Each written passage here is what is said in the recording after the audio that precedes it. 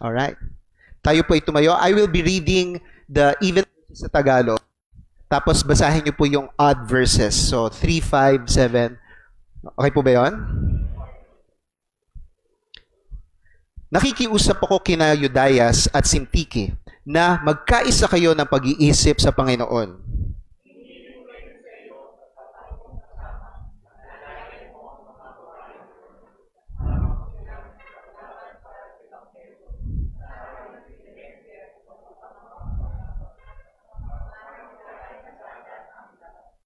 Magalak kayong lagi sa Panginoon. Muli, kung sasabihin, magalak kayo.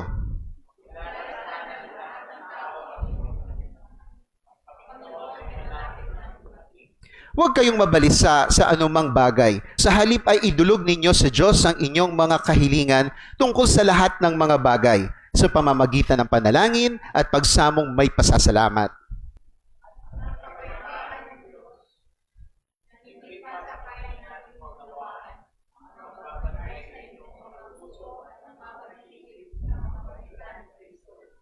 Kahuli-hulihan mga kapatid, anumang bagay na totoo, anumang bagay na kagalang-galang, anumang bagay na matuwid, anumang bagay na malinis, anumang bagay na kanais-nais, anumang bagay na kahanga-hanga, kung may anumang kahusayan, at kung may karapat-dapat parangalan, ang mga bagay na ito ang isipin ninyo.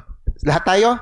Ang mga bagay na inyong natutunan o tinanggap at narinig o nakita sa akin ay patuloy ninyong isagawa at ang Diyos ng kapayapaan ay sa inyo.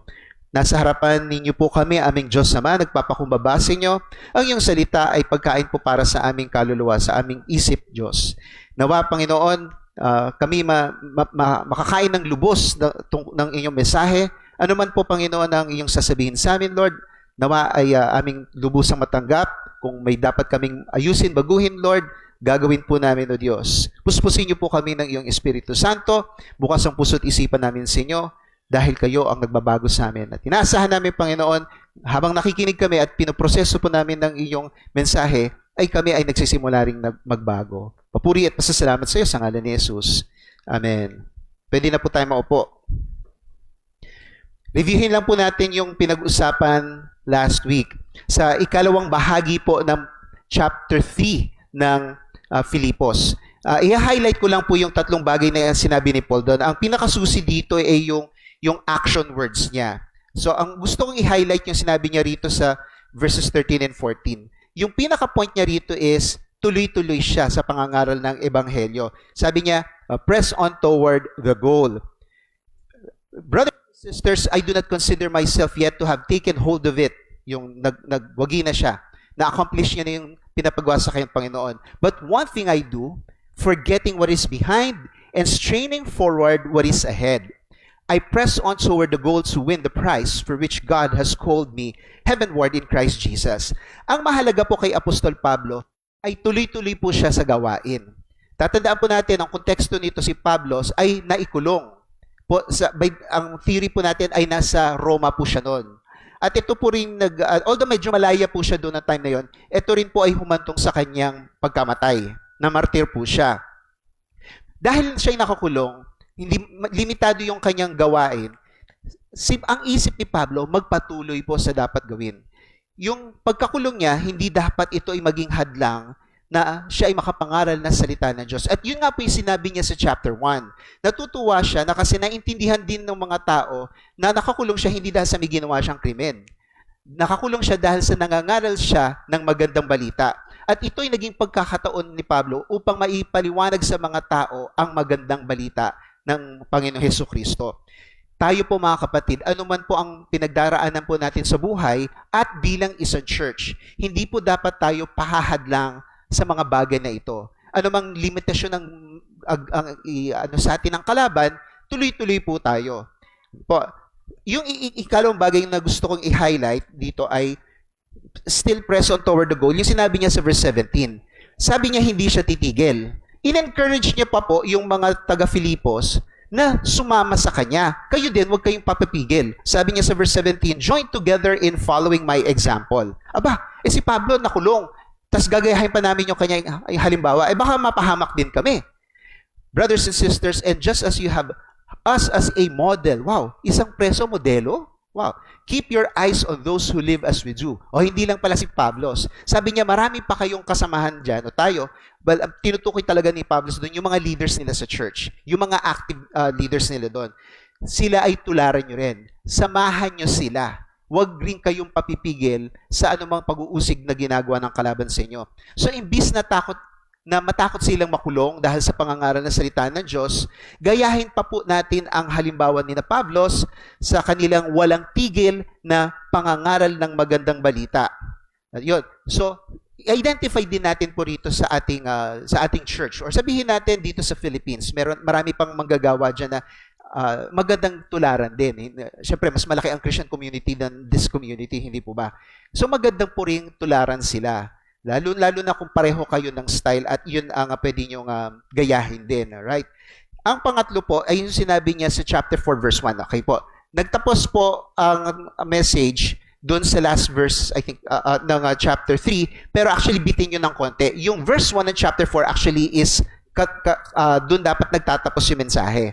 Kaya nga, binasa natin kanina, nagsimula tayo sa verse 2. Pero basahin natin yung verse 1. Therefore, my brothers and sisters, you whom I love and long for, my joy and my crown, stand firm in the Lord in this way, dear friends.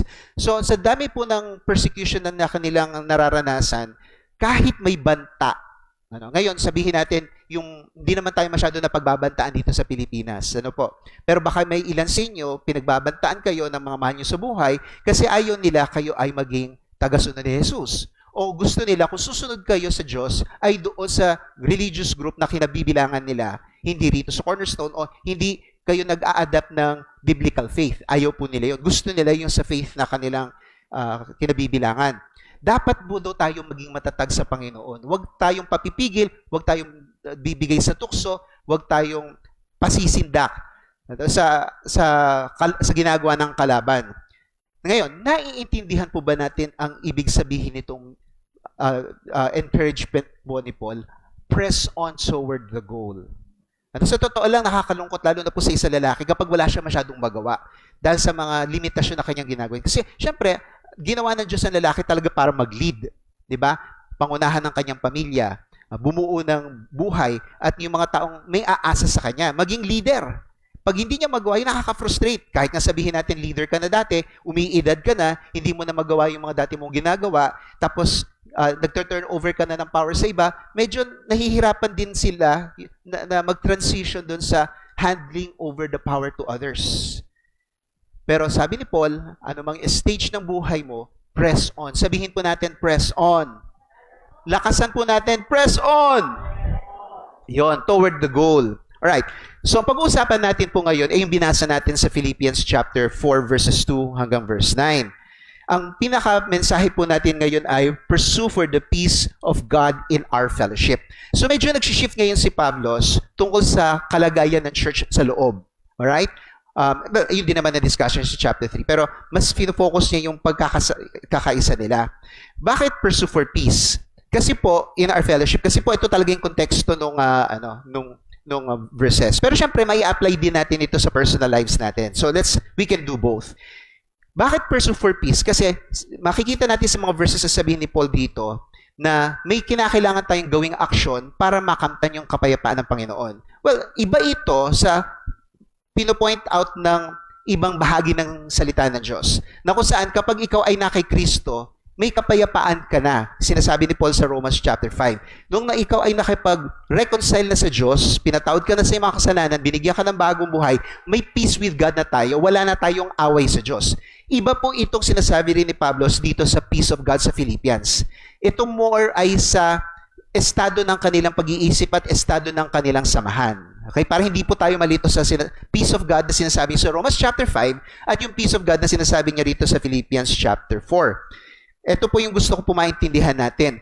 Kung magtutulungan po tayo, kung hihingi tayo ng tulong sa Diyos, kung nakatutok lang tayo sa mga mabubuti, mararanasan natin ang kapayapaan ng Diyos sa ating church at sa kalooban ng bawat isa sa atin.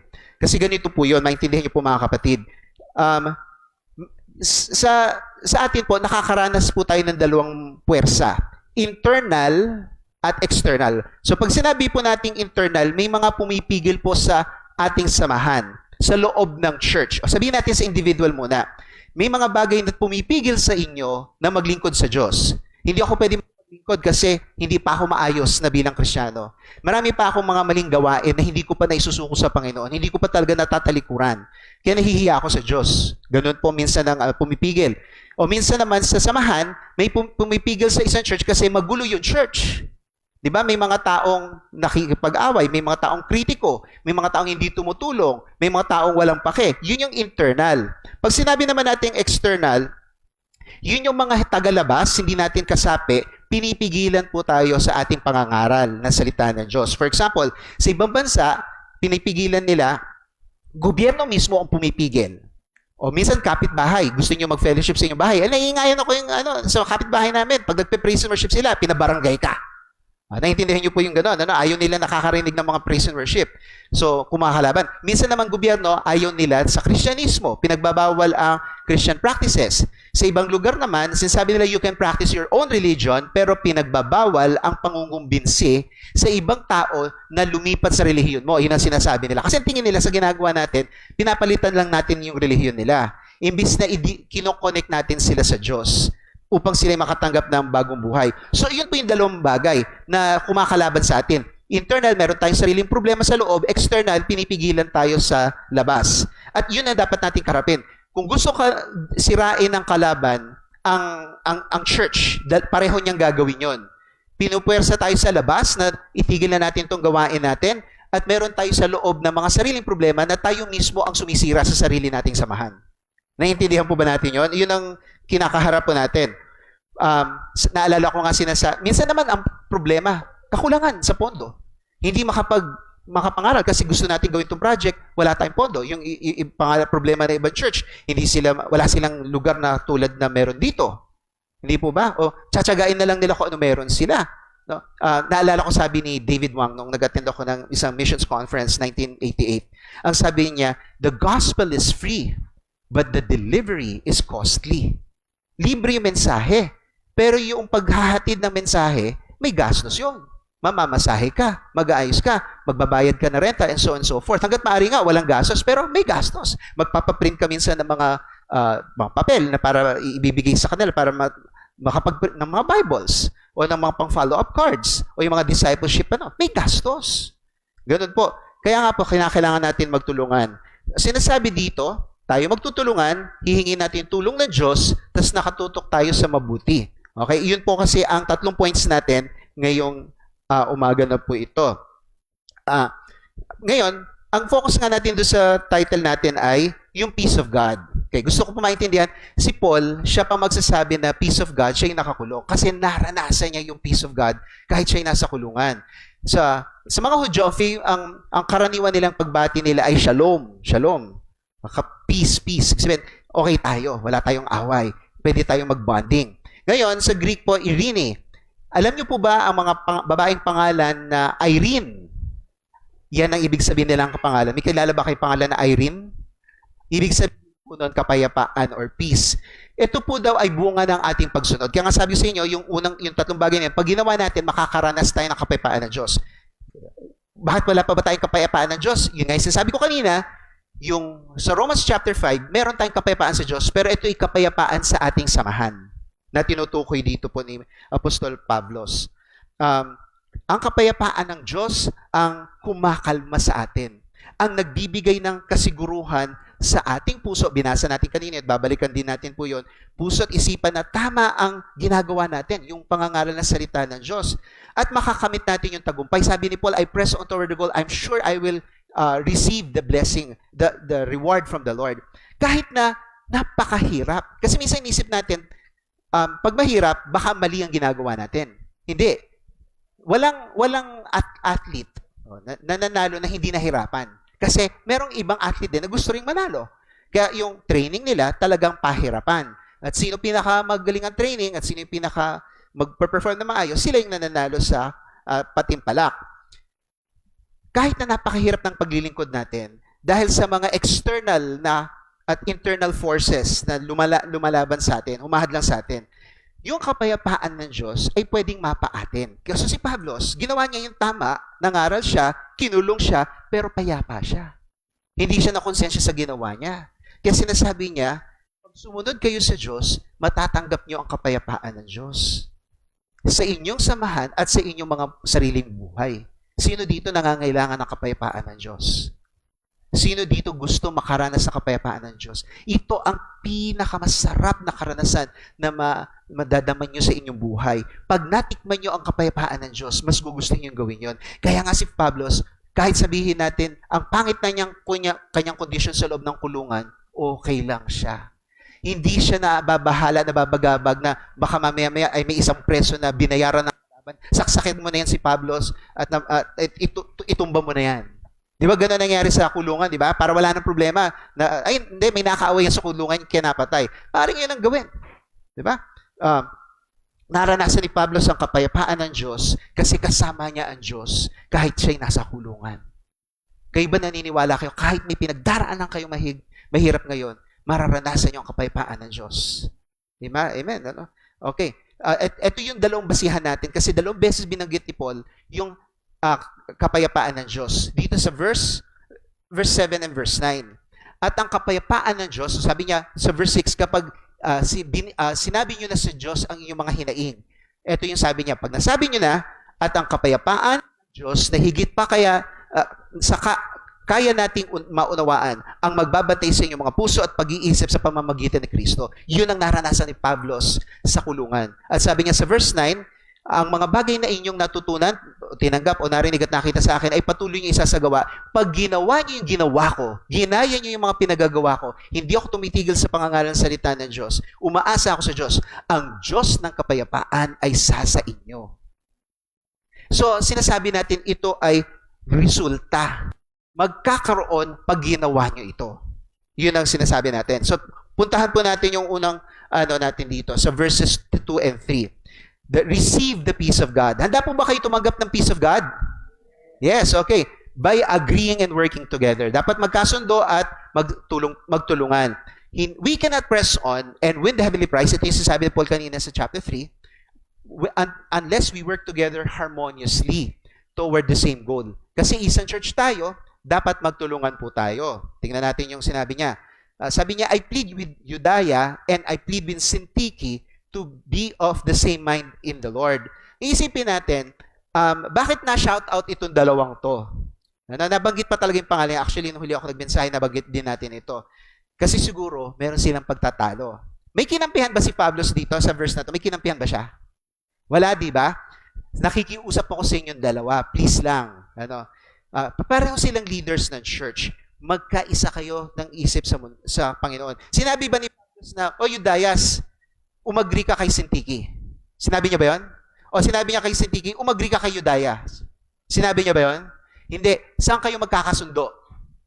In the Lord. Same mind. At being same mind, pareho kayo ng pag-iisip. Paano ko maintindihan yung pag-iisip niya? Paano ko pag-iisip niya? Siguro hindi natin kasi alam kung ano yung talagang hindi nila pinagkakasunduan. Hulaan na lang natin kung ano ba yung mga posibleng na nangyayari sa dalawang ito. Bakit hindi sila magkasundo ng pag-iisip? Siguro, ang gusto ni Euodia, ganito gawin natin. Siguro gusto gawin ni Syntyche, ito naman gawin natin. Kasi ito yung specialization ko, so ito gagawin ko. Lahat kayo umayon sa akin. Sabi naman ni Syntyche, hindi ganyan. Parang babae ito, ha? Imagine niyo, magagaling ng mga leaders ito, mga itong babae na to. Leaders, ang babae, ha? Kayang-kaya, pwede. Mahalaga ang role ng mga babae sa church, lalo na kapag sila din ay nagli-lead.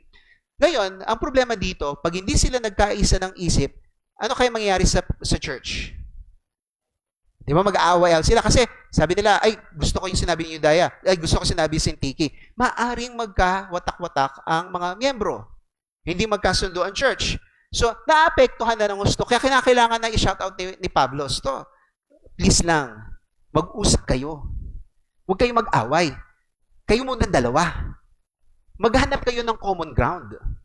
Hindi yung magtatalo kayo sa harap ng interestingly, sorry taga Manila tayo, Napanood ko lang yung video kahapon kasi nag-scroll ako. Yung pag-aaway ng dito, konseho sa Maynila. Napanood niyo ba yan? Nag-aaway yung konseho ng Maynila. Sabi ko, grabe. Pero, mas matindi sa ibang bansa. Nakita niyo sa ibang bansa, pag hindi sila magkasundo, politicians, nagsusuntukan. Di ba? Grabe naman kayo. Hindi nyo ba mapanatili sa sa discussion na lang? Iba nagmumurahan, yung iba talagang babalyahin pa, susugurin. Nawawala yung yung pagkatao, no? Mag-usap kayong dalawa, Yudaya and Sintiki. At hanapin nyo kung saan kayo pwedeng magkasundo. Kasi hindi po pwedeng yung inyong hindi pagkakasundo ay makaapekto sa church. Mahalaga ang role ninyo. Sa Panginoon kayo magkasundo. Alright? Okay po ba yun? Tatandaan po natin, yung nagmensahe din ako dito. Ito yung sinabi ni Apostle Pablo sa Philippians chapter 2. Si Jesus Christ, nakiisa siya sa Ama. Nagpakumbaba siya. No? Sa verse 5 yan. Pero sorry, dito tayo sa verse 2. Philippians 2 verse 2. Then make my joy complete by being like-minded. Paano tayo magkakaroon ng parehong pag-iisip? Dapat pag-usapan natin. Minsan ang ginagawa ng Panginoon, may isang leader na pinag-usapan ng mga leaders kasama niya, magkakasundo sila, tulungan natin yung mga leaders natin. Diba? Kasi sila yung nakakaintindi kung paano maganda gagawin ang isa trabaho. For example, sabi ng isa, mag-Bible study tayo doon sa bahay ni ganyan. O sino magtuturo? O si ganyan, di ba? O kinakailan pa natin magbukas doon. O kinakailan mag-plant tayo ng church na gano'n. Yan yung mga magagandang pinagtatalunan. Yung kasi, pinag-uusapan nyo, paano kayo mag-move forward? Paano kayo makakaabot sa maraming ano? Ang nakakainis yung pinagtatalunan nyo, may nag-aaway ng miyembro. Alam mo? Kasi tama naman si gano'n. Hindi lang sinabi ni gano'n ganyan. Yun, kahit mismo yung leader, may kinampihan doon sa dalawang nag-aaway. Ng miyembro. Yun ang nakakalungkot na kapag umabot sa ganon. Being same-minded. Yun ang pinapaalalahanan sa atin ni Apostle Pablo. Balik tayo sa Philippians 4, verse 3. Sabi niya, yes, and I ask you, my true companion. Ngayon, sa translation natin, true companion, pero sabi ng translators, hindi natin talaga sure kung yung Greek word na yon. Kasi, zizugos, baka may nire-refer si Paul na isang particular na tao. Basta may binabagit siyang tao dyan. Whether pangalan itong companion or companion talaga ibig sabihin nito, hindi na mahalaga yon. Sabi, ikaw. No? So baka ito yung leader sa Philippi. Tulungan nyo naman itong dalawang to. Mamagitan naman kayo. Help these women since they have contended my side in the cause of the gospel. Malaking tulong itong dalawang babae to. Hindi yung pareho nyo silang palayasin. Tumulong ka. Nakikiusap ako. Baka lumalaki na yung problema na yan. Sila ay nakakatulong sa pag-advance ng gospel. Di ba? So, kung tutusin mo, magandang problema yon. Kasi, moving forward nga. Kasi, these two women want to be productive. Want to help the church. Sino pa tutulungan? Along with Clemente. And the rest of my co-workers. So, sinasabihin niya ito, itong companion ni Paul, sabi nga ng iba, baka itong true companion na ito, si Timoteo din. Kasi si Timoteo, pansamantala naging pastor din sa Philippi. Pero itong letter na to, kasama niya si Timothy. Si Timothy wala sa Philippi. Okay. Tulungan niyo to, whose names are in the book of life. So, sabi natin, walang kinampihan si Pablo dito. So, pag nagkaroon ng problema sa church, dapat walang kampihan. Dapat lahat kakampi kay Jesus. Baka kung may mali sa inyo, kay Jesus ka kumampi. Ngayon, sino ba sa atin dito sa church ang talagang masigasig tulad ni Yudaya at Sintiki, tulad nitong companion, tulad ni Clemente, na talagang gustong mag-progress ang church? Gusto talagang dumami ang church members. Gusto talagang abutin pa ang maraming estudyante. Yung ministry dito sa Cornerstone, di ba mga estudyante, alternative learning system, di ba? Sino ba gustong makatulong sa ganun? Okay nga si Pastor Joko, sabi sino pang dumaan sa training. Sinabihan ako pero hindi ko kaya. Si Tito Ben ay nakasama doon. Imagine niyo, no? Si Tito Ben ay hindi ang layo ng gap niya sa mga bata, pero willing siyang tumulong. Hindi po ba? So tumulong. Pero ito yung encouragement. Itong mga tumutulong na to, itong mga manggagawa na to, sabi niya, their names are in the book of life. O bakit kinakailangan pa sabihin ni Pablo na ang kanilang pangalan ay nasa aklat ng buhay? Ibig sabihin yung hindi tumutulong, wala sa aklat ng buhay? Ganun ba yun? Minomotivate niya yung mga tao. Minomotivate niya. Hindi naman yun nagsabihin na nagbabanta siya. Hindi naman ganun. Alam niyo po ba ang hirap ng pinagdadaanan ng mga church leaders? Alam niyo po ba yon? Minsan sa church leader, gusto niyang, nanghihikayat siya, pero pag walang sumusunod, walang tumutulong. Di ba? Kahit nga sa inyong leader sa inyong pamilya, may sinasabihan yung mga anak yung hindi sumusunod. Gumawa kayo ng listahan, ito, tagahugas ng pinggan, tagalampaso, hindi ginagawa. Napakasimpleng instruction. Di ba? Yun, nakaka-frustrate yon. So, tayo ay tumulong. Okay. Whether tayo ang leader na tumutulong sa kapwa leader or tayo yung mga miyembro na tumutulong sa mga leaders, tumulong po tayo. Help these women. Hindi po ba? Kaya napakahalaga, magkaroon tayo ng kapayapaan kapag tayo ay nagtutulungan sa isa't isa. Okay po ba yun? Okay? Yung sumunod po sa verses 4 to 6. No. Ang punto natin dito ay tanggapin natin ang kapayapaan ng Diyos by rejoicing and presenting requests to God. So may mga hinaharap ang church na kinakailangan naman nila ng tulong ng Diyos. Alright? Sa verses 4 to 7. With all the concerns we have in church level at individual level matters and difficulties we face in reaching for the goal, yung win more souls to Christ, yung gospel, we can come to God to ask for His help and strength. Si Lord ang magbibigay sa atin ng gabay. Si Lord ang magbibigay sa atin ng lakas. He will calm us down and assure our hearts and minds. Kasi nga kapag meron kang gustong gawing project para sa Panginoon, gusto mo magtagumpay, nag-aalala ka kapag walang mangyayaring mabuti. For example, sa next summer, katatapos lang ng vacation, di ba? Magkaroon tayo, sabihin natin, ng youth camp o gano'n, di ba? So, ang laking project nun. Sino assign mo sa ganito? Sino ilalagay mo? Ano ituturo? Gano'n. Saan tayo pupunta? Saan tayo kukuha ng pera? Paano tayo makakaano? Malaking project yon. Tapos, ang gusto mo sana, gagawin yung project na youth camp ay magbubunga ng malaking bagay sa buhay ng mga bata. Hindi yung gumawa ka ng malaking project pero walang nangyari. Sinabi ko nga sa dati ko pinanggalingan, okay, gusto niyo mag-concert, good. Attractive sa mga tao yung arts. Kasi sa arts na express at godly arts ang gagawin natin. Pero papaano niyo magagawa na magbubunga ng napakalaking bagay sa kanila yung project niyo? Gagastos, na time ngayon kasi tagalan, gagastos kayo ng 50,000. Ano ang magiging return of investment noon? Of course, hindi natin magagaranti. Pero galingan nyo naman. Ayusin nyo naman. Para at least, kahit may ilang buhay dyan, mali mo, may ilan dyan maging pastor, ilan dyan maging ebanghilista, ilan dyan maging guro, na dahil lang sa napakalaking project na ginawa nyo. Nakuha nyo po yung ibig sabihin? Nakaka-frustrate, gumawa ka ng paglilingkod, pero walang naging bunga. Pero ganun talaga sa paghasik, sinabi ni Jesus yan sa paghasik. May isang naghasik, di ba? Ibang buto napunta sa tabing daan, ibang buto na nalagay sa mabato, iba nalagay sa matinik, iba sa mayamang lupa. Talagang ganun ang gawain ng Diyos. So tuloy-tuloy lang po tayo. Sabi niya sa verse 4, maggalak kayo, no? Sa Tagalog, maggalak kayo lagi sa Panginoon. Muli ko sasabihin, maggalak kayo. Makilala sana ng lahat ng tao ang inyong kahinahunan, ang Panginoon ay darating na. Wow. Ang kagalakan ay isang attitude.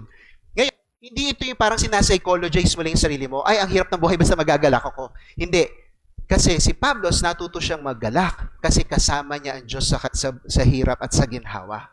Hindi niya itinanggal ang kanyang tuon sa Diyos. Noong naglilingkod siya, kumuha siya ng lakas sa Panginoon. Nung siya ay pinahirapan na dahil sa kanyang paglilingkod, minintain niya yung ganong attitude. Hindi ko sinasabi, nung siya ay binubugbog, nung siya ay na-shipwreck, nung siya ay kinagat ng ahas, nung siya ay binetray ng mga kasamahan niya sa gawain, ay nagre-rejoice pa rin siya. Sira ulo po yung ganon. No? Pero after umayos na, sabi niya nga sa Galatia, nagpunta siya, nagngangalan siya doon, may sakit siya. Pero tinanggap niyo pa rin ako. Sabi niya nga, kung po pwede, bunutin niyo yung mata niyo at ibigay niyo sa akin. So meron siyang problem sa eyes noong time na yon. Ibig sabihin talaga dito, natuto si Pablos na magalak kahit na hirap na siya sa kanyang paglilingkod. So kayo po, natutuwa pa ba kayo sa trabaho nyo? Kapag ang trabaho nyo ay para sa Panginoon, siyempre para sa pamilya, para sa kinabukasan, kahit gaano kahirap, matuto po tayo maging magalak. Diba? So ako, tinanong ko yung kuya ko, talaga ka bang, gusto mo talaga maging engineer? Yes. So nag-progress sa kanyang ano. So kahit ang hirap-hirap, kahit ang dami mo nakakaaway sa mga ganyan sa mga project, paano mo natutunan maging masaya? Kasi dito ako inilagay ng Panginoon at dito ako nagkakaroon ng contentment. At the end of the day, nakapag-design ako ng building. At the end of the day, natapos namin yung project at nakatulong kami sa community.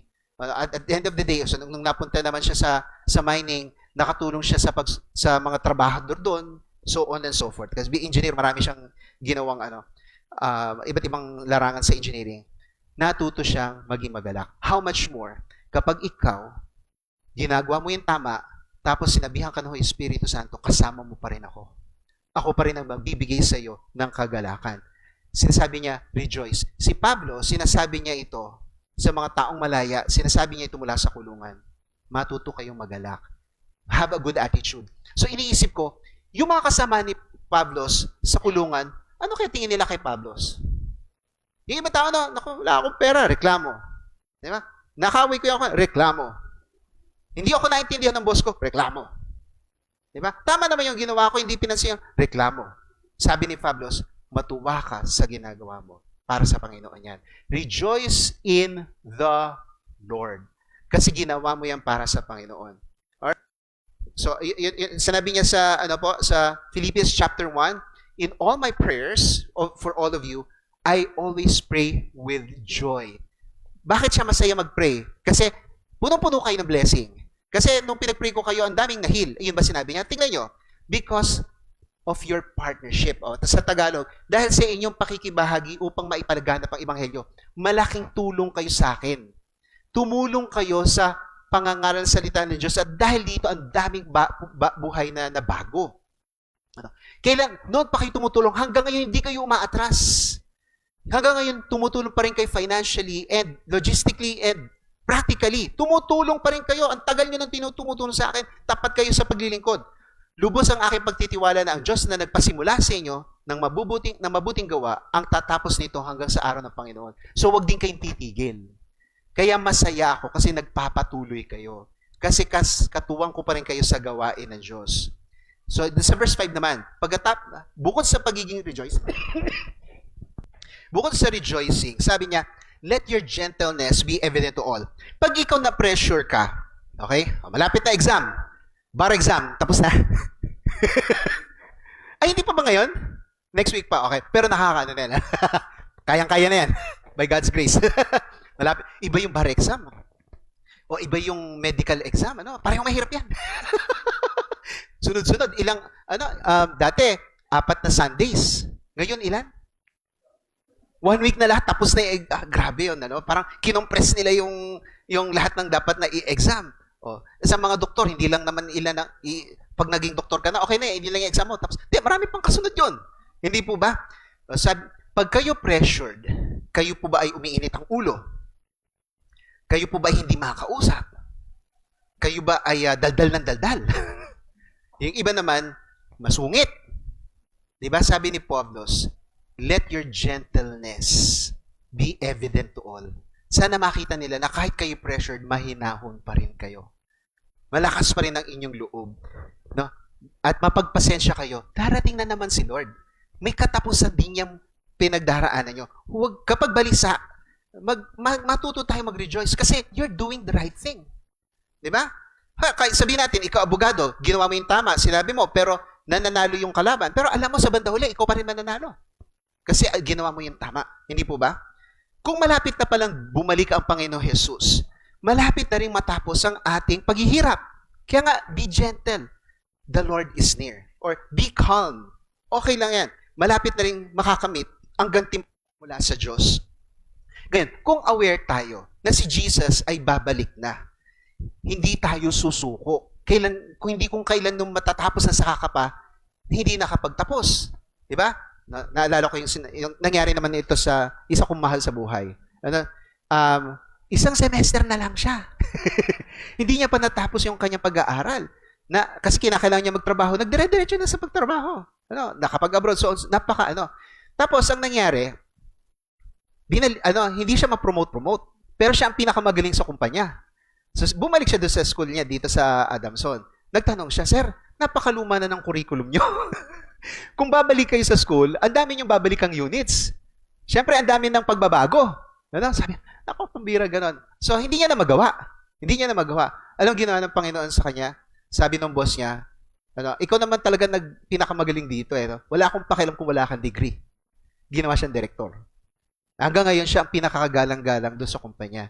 Hindi niya man nakamit yung isang semester na lang nabitin, nakamit niya naman ng tagumpay sa buhay.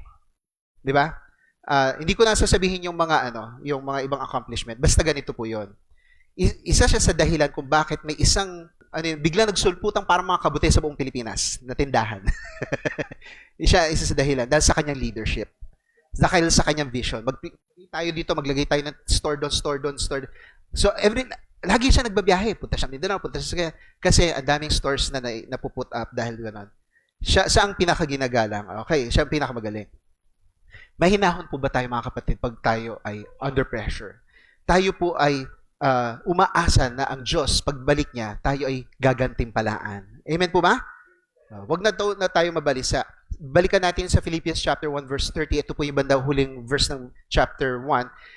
Yamang nararanasan ninyo ang pakikipaglaban na nakita niyong hinaharap ko. Yung pinagdaraanan ko, sabi ni Pablos, yun din yung pinagdaraanan niyo, di ba? So nagkakaintindihan tayo.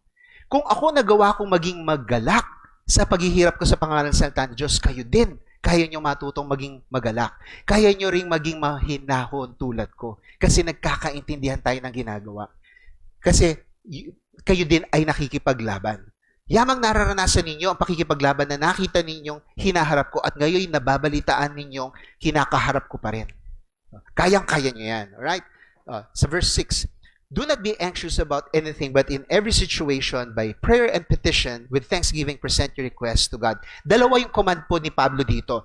Isang negative and isang positive. Ano yung negative? Huwag kayong mabalisa.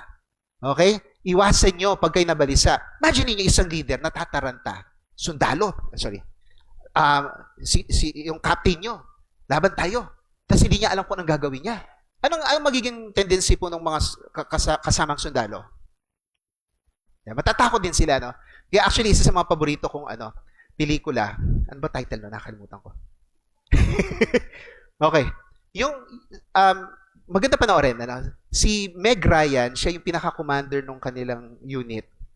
Pinagtatalunan nila kung dapat ba siya bigyan ng Medal of Valor. Okay? Sabi nung lahat ng team niya, kasi nangyari noon, namatay si Meg Ryan. Kasi sinacrifice niya yung buhay niya nung dumadating na yung enemy, may isa siyang nakagalitan sa team niya. Parang 7 lang yata siya. Siya ang kaisa-isa nagte-testify, hindi dapat bigyan ng Medal of Valor yung commander namin. Sabi ng iba, hindi, gano'n. Dapat, siya yung naligtas sa amin, siya yung pinakamatapang. Gano'n. So, yung buong pelikula, umiikot sa testimonya ng mga sundalo. No? So, sana panoorin niyo. Hanapin niyo na lang sa matagal na yung pelikula na 90s pa yata yun. Na, sa banda huli, binigyan, patay na syempre si Meg Ryan. Kasi yung reinforcement, sabi niya, tumakbo na kayo, dumating na helicopter, nagtakbuhan sila. No? Nung sabi nung, nasan yung commander nyo? Patay na siya. Yung nakagalitan. Kasi gusto niya nang mag-retreat eh. So hindi, umalis na yung helicopter. Nung dumating reinforcement, isa siya tinamaan ng friendly fire. Pero ibinigyan siya ng Medal of Valor. Sabihin yung pinakamataas na honor na natanggap. Ang punto doon, siya ba yung pinakatapang o pinakaduwag? At lumalabas sa pelikula na yun na siya yung pinakamatapang. Kaya karapat dapat siya Kasi sabi dito, huwag kang mabalisa. Pag leader ang pinakaduwag, ano mangyayari sa mga followers? Hindi po ba? Ganon. Nabigay ko lang na example yun kasi maganda po yung pelikula na yun. Kung ayaw nyo na, hindi naman actually, war yun, pero hindi yun siya yung napaka-violent na na pelikula. Pero yun lang, more on karapat dapat ba tumanggap ng Medal of Valor. Anyway, ang Diyos po ay nalalapitan. Ang Diyos po ay nakikinig. Alam po ng Diyos ang ating pinagdaraanan, ang anong nakakagulo sa atin. At naniniwala ko na tansya ng Panginoon yung mga pagdaraanan mo at sapat-sapat yung lakas na ibibigay niya sa inyo na magamit mo yon para harapin ang anumang hamon sa buhay. Hindi ka gagawin ni Lord na tatay ng pamilya kung hindi mo kaya. Ngayon, ako yung naging tatay kasi ako may gawa nun. Yung sabihin, gumawa ako ng mali. Kaya naging tatay ako nang wala sa panahon. Pero may grasya ang Diyos, kaya kanyang patawarin at kaya ka gawin ni Lord na tatay na magtatagumpay.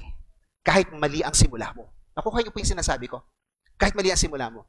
Ano man po ang nangyari, ikaw ay pwedeng ituwid ng Panginoon. Huwag kang mabalisa sa anumang sitwasyon. Idulog mo sa Panginoon yan sa panalangin at pakikiusap, petisyon. Mga kapatid, dapat maging practice talaga. At ito yung laging ginagawa dito sa Cornerstone. Yung masanay tayo sa paglapit sa Panginoon at sa Kanya idulog ang mga concerns natin. Hindi po ba? Ito, kaya pansin niyo, every morning, nire-recite itong verse na to. Itong mga verses na to. Diba? Ibigay mo sa Diyos yan. Lord, nasa inyo na yan. Problema niyo na po yan. Pero ako ang haharap dito. At alam ko na masusolusyonan po natin yan. Sana magandang problema ang ano po, sabihin yung para sa kabutihan, ang pinoproblema mo. Hindi yung, sa totoo lang, nakakainis yung na solusyon ng problema, yung may ginawa kakapalpakan. Kasi unnecessary. Kung ginawa mo lang tama, hindi mo po problemahin yun. Nakuha niyo po yung sinasabi? Pero syempre, sabi, iba nagkamali. Trabaho mo, naayusin. Okay lang yan, bahagi yun ng trabaho mo. Diba? Team leader ka sa trabaho. So, ibigay mo sa Diyos yan. Yung problema na yan. Naniniwala po ba kayo na pakikinggan kayo ng Diyos? Naniniwala po ba kayo na naiintindihan ng Diyos ang pinagdaraanan nyo? Si Jesus Christ, daman-daman niya lahat ng problema ng mundo. Si Jesus Christ, nakatanggap ng injustice. Siya ay pinagbintangan na gumawa ng krimen na hindi naman siya gumawa nun. Pinagbintangan siyang rebelde na hindi naman. Pinagbintangan siyang blasphemer laban sa Diyos, lumabag sa batas ni Moises, hindi naman. Diba? Siya ay nagpagaling sa araw ng Sabado. Sinasabi niya, ikaw ay kalaban ng Diyos. Sinabi niya, yung espiritu na nasa iyo, espiritu ng demonyo yan. Yun yung blasphemy of the Holy Spirit. Lahat ng pangungutya, lahat ng injustice tinanggap ni Jesus Christ. Kaya naiintindihan niyo po mga kapatid ang iyong pinagdaraanan. Amen po ba? So, pag nagawa niyo yun, nag-pray ka na, tapos ka na mag-pray, dapat paglabas mo sa prayer mo, bright shining ka na. Ano nangyari sa'yo? Because I met the Lord. The Lord spoke with me. And I am excited to face the challenge because masusolusyon natin ito sa lakas ng Diyos. So ngayon, the peace of God. So sabi ko, pag ginawa nyo ito, the peace of God will come. The peace of God, which transcends all understanding, will guard your hearts and minds in Christ Jesus. Ibig sabihin nito, may gagawin ng Diyos. Nag-pray ka, lumakas ang loob mo, alam mong pagagalingin ka ni Lord, alam mo bibigyan ka ng lakas, alam niya bibigyan ka ng wisdom, alam niya bibigyan ka ng mga tamang sasabihin, planong gagawin, adjustments na dapat gawin. Si Lord ang magbibigay sa iyo ng kapayapaan. Babantayan ka ng Diyos. Bakit kaya tayo walang kapayapaan? Baka kasi nag-pray. Kasi nag-pray tayo pero aligaga pa rin tayo. Hindi natin iniwasan yung mabalisa. Dapat iwasan yun. Baka naman, nung idinulog mo sa Diyos yung problema, inangkin mo pa rin yung problema. Hindi mo talaga binigay sa Diyos. Sa sobrang galing ng pagbabantay, kasi guard pagbabantay, sa sobrang galing ng pagbabantay ng Diyos sa iyong puso at isipan. Hindi itong puso, hindi ito isipan. Itong puso at dito isipan. Babantayin niya daw nang hindi mo maintindihan.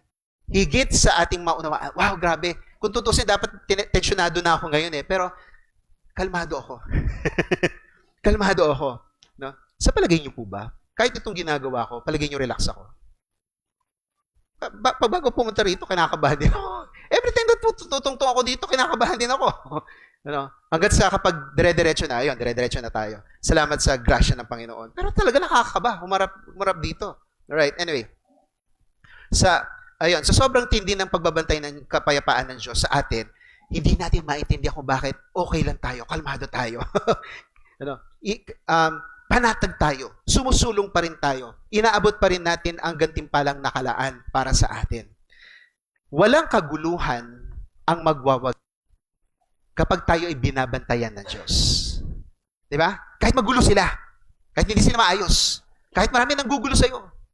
Nagtatrabaho ka, ginugulo ka. Minsan nga, nagtatrabaho ka, tapos merong message. Ano ba naman to? Dapat nakafocus ako dito. Kinakalang ko askasuhin to. Itong mensahe na to. Diba?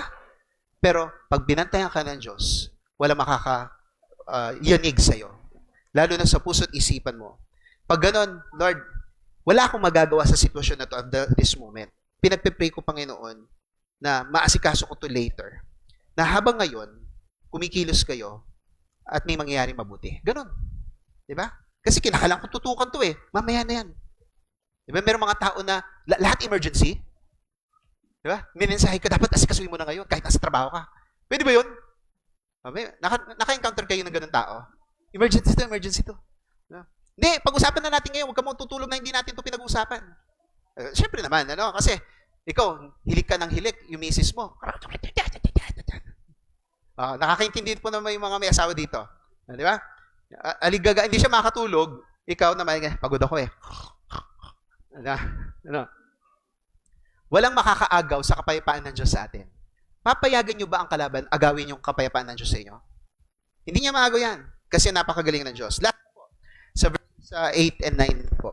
Receive the peace of God by thinking and practicing good things.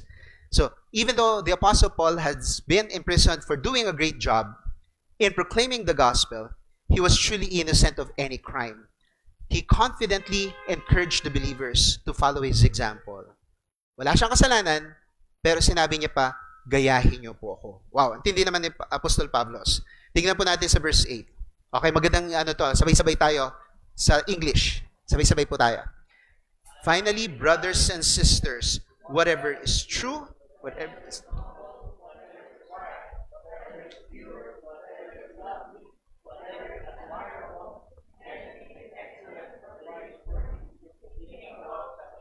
Okay. May kontrobersya ba dito? Wala. Simpleng punto, tama naman. Tama naman talaga, di ba? Dapat nakatutok tayo doon sa true, hindi sa false. Sa katotohanan, hindi sa kasinungalingan. Ang hirap na, no? Di mo alam kung tama ba ito sinasabi, o niloloko ako nito, pinagsisinungalingan ako nito. Kaya humingi kayo ng discernment sa Panginoon. Hindi po ba? Dapat nakafocus tayo sa noble, yung kagalang-galang, huwag mababa. Diba? Kasi nasa ibang level na po tayo, hindi yung debase o hindi yung nakakahiya. Ano ba mga opposite ng noble? Kasalanan. Ang kasalanan nakakahiya.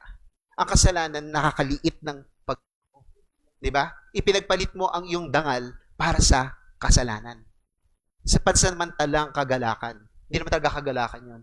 Pansamantalang pleasure. Pero yun na. Yung tama, hindi yung mali. Pag lagi ka na... Alam, sa totoo lang, pag tama lagi iniisip mo, hindi mo kinakalang alalahanin, tama ba yung sinabi ko? Pag hindi ka nagsinungaling, kahit makalimutan mo yung sinabi mo, pero alam mo hindi ka nagsinungaling, hindi mo kinakalangan, ako, dapat panindigan ko ito. Kasi pag sinabi mo yung mali, at diniin ka, kinakalangan mo pang pagtakpan ng isa pang mali. Hanggat sa naparami, paano mo napapanindigan yun? Nakita ko si Mayor, nanumpa sa aking harapan. Hindi naman pala. Okay. Pure, malinis. Huwag ka mag-iisip ng impure na bagay. So, huwag kang magkakaroon ng mali siya.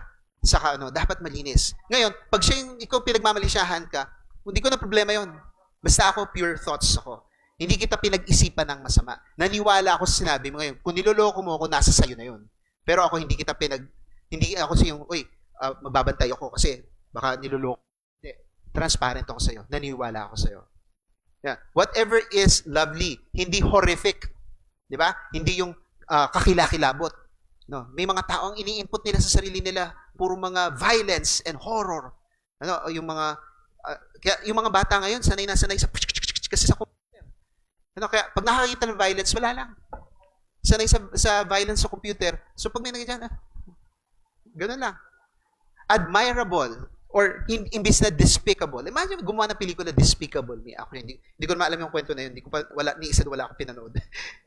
Kung ano yung kahamahaan nga, hindi yung kasuklam-suklam. Excellent. Hindi yung normal lang, hindi yung poor performance. Whatever is excellent. Ang mission natin sa Panginoon, do it in excellence. Yung mahusay, hindi yung mahina ang ginawa. Anything that is praiseworthy. Hindi yung unpleasant. Yung karapat-dapat, hindi yung pangit. Doon tayo nakafocus. Negative thoughts are a poison to the mind and to the soul. Dahan-dahan niyang lalasunin ka ng negative thoughts. Once na pinasingit mo yan, halimbawa sabihin nga natin, nagsinungaling ka, negative yun. Ikaw ang malalason dyan. Di ba? meron kang pinag-isipan masama, ikaw ang malalason dyan. Babalik sa yan. You choose what you think. And you become what you always think of. So kapag lagi kang, sa totoo lang, nakakaano yung pag lagi ka nanonood ng balita, minsan manood ka rin balita, pero pag nakatuto ka doon, sa totoo lang, ano, sa totoo lang, pag nanonood kayo ng isang particular serbisyo, let's say serbisyo pagpubliko ito, sa TV5, sa hapon, pinakikinggan nyo yung mga hinaing ng mga tao, tapos may tumutulong sa kanila. Hindi ko napapangalan, pero alam nyo na yun. Pag lagi kayo nanonood doon, madidepress kayo. Kaya ako iniisip ko, ang tindi naman itong mga taong tumutulong na to, no? Kaya ang daming problema na ibinumusa sa kanila, pero tulong pa rin sila na tulong. Whether you like that program or not. Pero sa totoo lang, ang hirap ng lagi tumutulong sa tao may problema. No? Counseling is not for everybody. Sabi ni John Maxwell, may degree, isang kilalang dating pastor na leadership expert, tumigil siya sa pagpastor, sabi niya, meron akong counseling degree. Nung sinubukan ko mag-counsel, lalong na-frustrate sa akin yung mga tao, hindi para sa akin yun. May counseling degree, pero hindi talaga para sa kanya. So, kapag tanggap ng negative, mahihirapan ka talaga. Pero pag ikaw leader, kinakailangan mong laging makinig. Pag ikaw may anak na teenager, kahit nasabi mo, ano ba naman itong pinoproblema ng mga batang ito? Bakit ba ganyan sila mag-isip? Bakit ganyan sila mag-desisyon? Hindi ba nila ginagamit yung common sense nila? Bakit sila bakit ngayon lang sinabi sa akin to? Ganito pala na yung problema. Natulungan ko sana. Ngayon, laki ng problema. Nakaranas po ba kayo na gano'n? Nakaranas kayo na gano'n? No. No. Ang isipin po natin, yung mabubuti. Ngayon, ang dami negative, hindi ko ba isipin yon? Hindi ako mananatili. Ang gagawin ko, ibibigay ko sa Diyos yon, ipagpe-pray ko yon, pero ang iisipin ko yung solusyon ng Diyos. At yun ang ibibigay ko sa kapwa. Alright? So, pag ikaw nag-isip, last verse na tayo, pag ikaw nag-isip ng ganon, whatever you have learned, received, or heard from me, or seen in me, teka, nakita namin, nakakulong ka nga eh. No? Gagayahin pa namin, put into practice. Hindi lang, yung sa nakaraan, pag-iisip. Dito, practice na. Gagayahin pa. Hindi lang basta thinking, practice pa. Ano ba yung mga dapat na i-practice? Ano natin kay Pablo bilang isang leader? Ilan sa mga bagay? Katatagan. Kahinahunan. Nakakulong siya, mahinahon pa rin siya. Kahusayan. Ang galing niya pa rin mangaral ng salita ng Diyos. Kahit doon sa mga kasama niya sa kulungan, husay niya ang kanyang paglilingkod. Ang dami niya nako-convert pa rin. Kagalingan. Pananalig sa Diyos. Hindi na sa kanya yon. Pananalangin sa Diyos. Hindi tumigil sa pananalangin. Pagiging masiyahin, sabi niya, rejoice. Wala ang kagalakan sa kanya ng Diyos. Pinanatili niya yung kagalakan na yon. Pagiging masigasig at hindi napipigil. Kahit nakakulong siya, tuloy-tuloy pa rin siya. Mapagpakumbaba pa rin si Pablos. Yung tinuro niya sa chapter 2, ang isip nyo, gaya ng tulad ng Panginoon Jesus, siya yung nasa langit pero nagpakumbaba siya. Si Pablos, natuto siya magpakumbaba din. Lalo na kapag ikaw'y nakakulong, mapapakumbaba ka talaga. Positibo lagi siya. Ito yung sa nakaraang verse, na natili siyang positibo. Hindi niya iniisip na ano man ang mangyari sa kanya. Actually, pag tinignan niya sa chapter 1, pag-aralan weeks ago, sabi niya, ano man ang kasapitan ko rito? Whether ako'y mapahamak na, or ako'y makalaya. Confident ako makakalaya pa ako. Hindi pa ako tapos sa tungkulin ko. Pero actually, torn ako eh. Gusto ko na makita si Jesus, pero maganda pa yung makatulong pa ako sa inyo. Pero ano man ang kasapitan ko, tuloy-tuloy pa rin tayo sa gawain. Positibo pa rin si Pablos. At huli, payapa. At di natitinag. Nasa kanya ang kapayapaan ng Diyos. Kahit ang dami niyang pinagdaanan. Yun ang hindi nawala kay Pablos. Kaya gagayahin ko si Pablos, ulit, dahil sa katatagan, kahinahunan, kahusayan, kagalingan, pananalig, pananalangin, pagiging masiyahin, pagiging masigasig, hindi napipigilan, mapagpakumbaba, positibo, at andun lagi yung hope niya, pag-asa, payapa, at hindi siya natitinag. Kaya, ipapractice ko din yung ginawa ni Pablos. At anong resulta? The God of peace will be with you. Pag hindi kayo naging positibo, paano dadako sa atin ang kapayapaan ng Diyos. Pag hindi nyo iniisip at hindi nyo pinaraktis, papaano dadako ang kapayapaan ng Diyos. Kaya nga, ang mensahe natin ay pursue for the peace of God in our fellowship. Receive the peace of God, letter A, by agreeing and working together, tulungan natin yung leaders natin, by rejoicing and presenting requests to God, Panginoon, kayo ang makakatulong dito. And finally, by thinking and practicing good things. Ito ang gusto kong pag-isipan natin mula sa tatlong punto ito. Gaano mo inaasam ang pagkapayapaan ng Diyos sa iyong buhay? Kulang-kulang ka ba? O sabihin mong okay ka na? You are not sufficient on your own. You can only be peaceful if you rely on God. Dito sa una, nakiisa ka ba sa ating mga leaders sa pagtupad ng tungkulin natin sa Diyos? Bilang isang church, kabahagi na ito, at inaalam mo yung mga bagay na pwede mong maitulong sa kanila. Dito sa ikalawa, natuto ba tayong maggalak at umasa pa rin sa Diyos kahit hirapan tayo dahil sa pag-uusig? Ibigay mo sa Diyos yan. At pangatlo, positibo ba tayo at sumusulong pa rin kahit nahihirapan? Tayo po, pasalamat sa Diyos.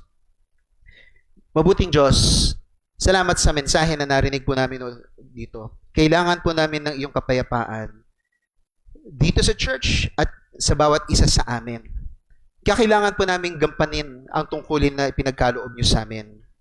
Kasi dito, dadaan ang iyong kapayapaan sa amin. Napakatindi ng mangyayari sa aming puso't isipan. Hindi kami mababaliw. Hindi kami maiinis. Hindi kami mag-aalala kapag nilukuban kami ng iyong kapayapaan. Nawa, Panginoon, dito sa church, at sa aming pamilya, at sa aming individual na buhay, sa aming buhay sa trabaho. Nawa, bit-bit namin lagi ang iyong kapayapaan dahil ginagawa po namin ang tungkulin namin saan man kami naroroon. Nawa, Panginoon, makilala rin po kami bilang mga taong may kapayapaan ng dahil sa iyo. Papuri at pasasalamat sa inyo, O Diyos, sa ngalan po ni Jesus.